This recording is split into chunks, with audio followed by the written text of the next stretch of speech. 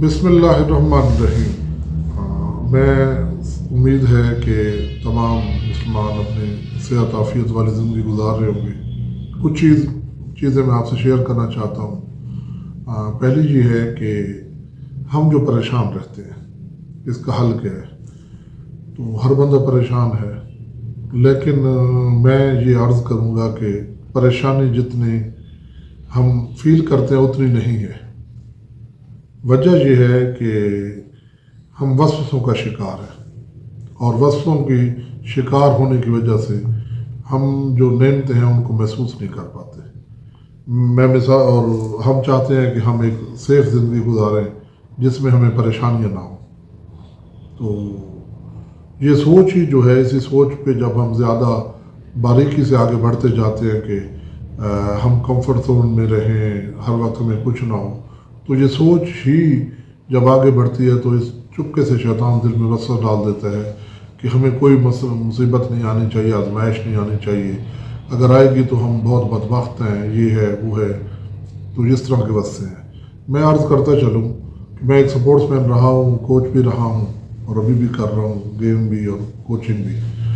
تو عام بندے کو کہا جائے کہ آپ کی 1 مہینے بعد لڑائی ہوگی، ہفتے بعد لڑائی ہوگی، تو وہ پریشان ہو جاتا ہے۔ لیکن باکسر یا مارشل آرٹس کا پلیئر گیم سے مکے کھانے بھی ہوتے ہیں، مارنے بھی ہوتے ہیں، ککس بھی کھانی ہوتی ہیں، مارنی بھی ہوتی ہیں، نہ ہی پہلے پریشان ہوتے ہیں اور نہ ہی بعد میں پریشان ہوتے ہیں۔ کیوں؟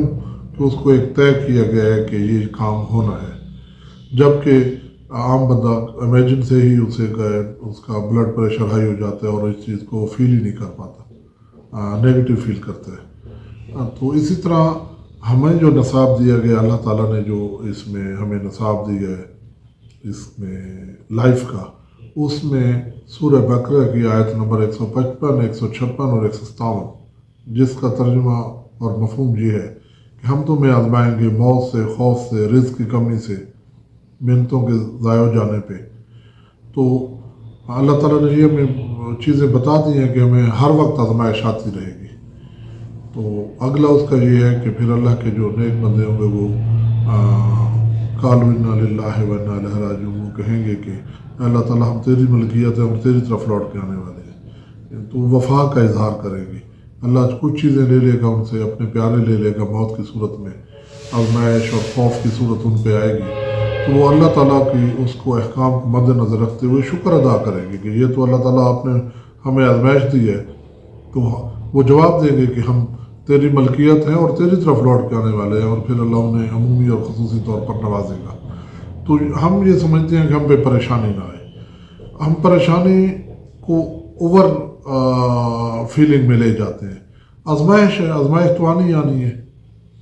تو اللہ تعالیٰ نے یہ شیڈول بنا دیا، مثال کے طور پر قیدی بھی آزمائش میں ہے، جیلر بھی آزمائش میں ہے، ڈپٹی کمشنر بھی آزمائش میں ہے، وہاں پہ اس کے عدالت میں سائل بھی آزمائش میں ہے، پی این بھی آزمائش میں ہے، ڈرائیور بھی آزمائش ہے، اور ٹرانسپورٹ کا جو مالک ہے وہ بھی آزمائش میں ہے۔ تو یہ جو ہے یہ آزمائش ہے۔ ہاں، آزمائش میں یہ ہے کہ دعا جو ہے مسلمانوں کی وہ یہ ہے کہ اللہ تعالیٰ ہم پہ جو اول تو آزمائش نہ ڈال زیادہ، اور جو آزمائش ڈال ہمیں اسے پورا کرنے کی توفیق عطا فرما، اور پورا کرنے کے لیے بھی شیطان ہمیں چور راستے دکھاتا ہے جس کی وجہ سے ہم پریشان ہوتے ہیں۔ تو اس کے لیے ہم شریعت کو مد نظر رکھیں کہ اللہ تعالیٰ کے احکامات ہمیں کیا کہتے ہیں۔ ہر صورت میں اگر آپ فاتح ہیں تو تب بھی احکامات ہیں، اگر آپ مفتوح ہیں تب بھی اسی طرح کے احکامات ہیں، اگر آپ گیم میں جیت رہے ہیں، لوزر ہیں، پھر بھی آپ نے مایوس نہیں ہونا، اور اگر ونر ہیں تب بھی اپنے آپے سے باہر نہیں ہونا۔ تو دونوں صورتوں میں یا ہر صورت میں ریئیکشن جو ہے اللہ تعالیٰ کے احکامات کے مطابق ہو، اور اس کو اگلا جو آپ کو ایک سکون ہے، دل کا جو سکون آ جائے گا، یہ میں آپ کو گارنٹی سے کہتا ہوں۔ ہر چیز کو اللہ تعالیٰ کی طرف سے امر سمجھیں۔ مثال کے طور پر ہم بیٹھے ہیں، ہمارے پیاروں کی موت کی خبر بھی آ سکتی ہے، اور ہم سمجھتے ہیں ناگہانی موت ٹھیک ہے، ناگہانی موت ہوتی ہے، یا بندہ مرحلہ وار موت کی طرف جاتا ہے یا اچانک موت کی طرف جاتا ہے۔ تو ہم ہندوؤں کے ساتھ رہ کر ہمارا یہ وتیرہ بن گیا، یہ موت کا ذکر نہ کریں، جبکہ حکم ہے کہ موت کا بار بار ذکر کریں تاکہ آپ اس کی تیاری کریں۔ موت اتنی اب نارمل چیز نہیں ہے۔ خاتمہ ایمان پہ نہ ہونا یہ ہے لمحہ فکری ہے. موت جلدی ہے یا بدیر ہے مانگنی تو نہیں چاہیے، لیکن اس کو سمجھنا چاہیے کہ کسی وقت بھی آ سکتی ہے. تو یہ اتنی بہت زیادہ افسوس کی بات نہیں ہے. بہت زیادہ افسوس کی بات ہے کہ ہمارا خاتمہ ایمان پہ نہ ہو. یہ افسوس کی بات ہے.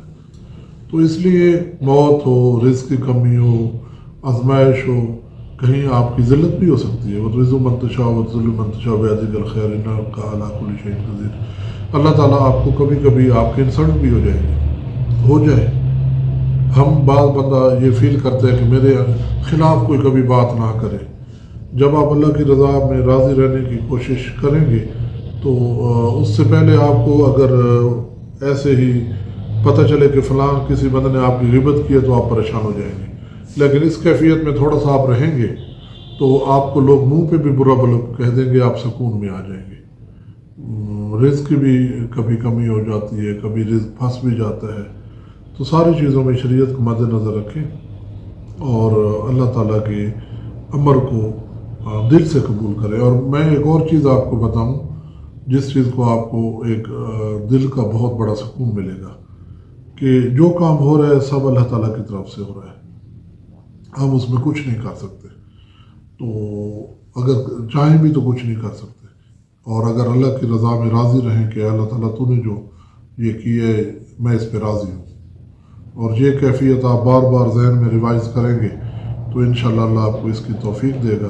پھر آپ پریشانیوں پہ اتنے پریشان نہیں ہوں گے جتنے یہ بات نہ سوچنے کی وجہ سے پریشان ہوتے ہیں. مثال کے طور پر اللہ کی رضا میں راضی رہنے کے لیے ایک بندہ سمجھتا ہے کہ 100% جو ہے ولی اللہ ہے. جو 90% رہتا ہے وہ 10% پریشان ہوتا ہے.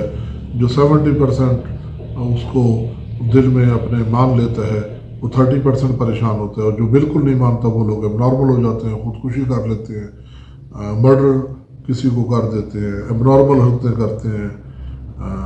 تو اس طرح وہ بہت پریشان ہوتے ہیں. اللہ کے امر کو ماننا چاہیے، دل سے ماننا چاہیے، تو آپ کو وہ پریشانی نہیں ہوگی اور دل کا ایک سکون ہوگا. تو اس چیز پہ عمل کرنے کی کوشش کریں. قرآن پاک کو ترجمے کے ساتھ پڑھیں. ہر آیت آپ کو بے تحاشا رہنمائی دے گی. دعاؤں میں یاد رکھیے گا. اللہ تعالیٰ آپ کو خوش رکھے، دین و دنیا کی کامیابی دے. اللہ حافظ.